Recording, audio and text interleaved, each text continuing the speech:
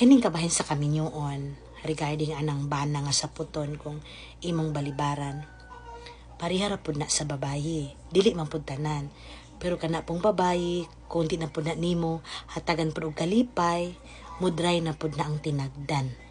Na sa ato pa, nga kining kinabuhing kaminyoon, adlaw-adlaw tang magtuon ni ini. Sama sa pagkaon, nga kinahanglan na ay bitsin ug asin, kay tabang ang mapaingon sa pagkaon, walay lami, maura pud na sa minyo. Kinanglan kaantigo ta mudala, mudumala ni ini, pinaagi nga kita may nampuon nga pagkatao. Oo, kanang bana, laki, lahi kina nato mga babae.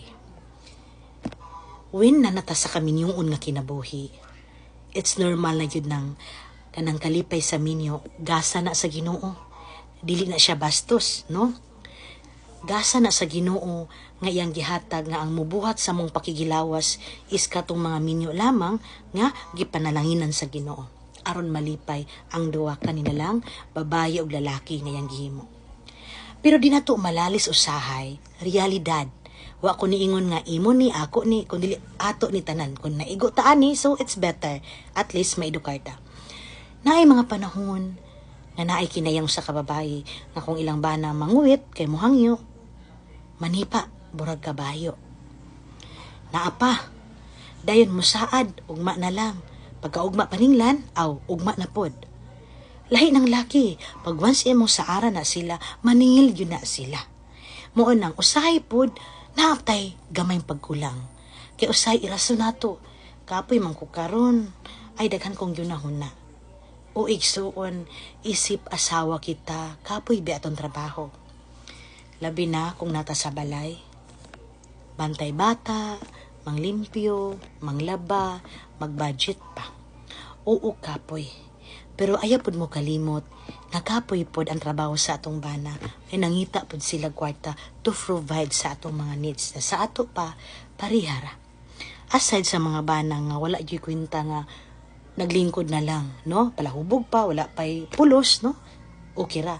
Pero kung nakita nato, nga kapoy pod sila, unya mo re kalipay nila, makasala biya pod ta mo balibad ta. Mo nang dili pod sa tanang panahon, nagkapoy ta.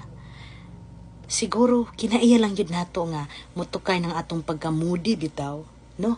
Naagi na sa babae, nga usay, musapo ta, ilabi na kung di ta pagbigyan, natagi pangayo, din wala gihatag, natagi hangyo, wala pagbigi, di ba? It's normal. Pero usay atong bantayan, ang kanang klaseng batasana, kung di nato mausab, makahatag kinig kalalis sa kinabuhing kaminyoon. Daghan kong kaila, nga natintal yung ilang bana, gumikan lang jud aning bahina.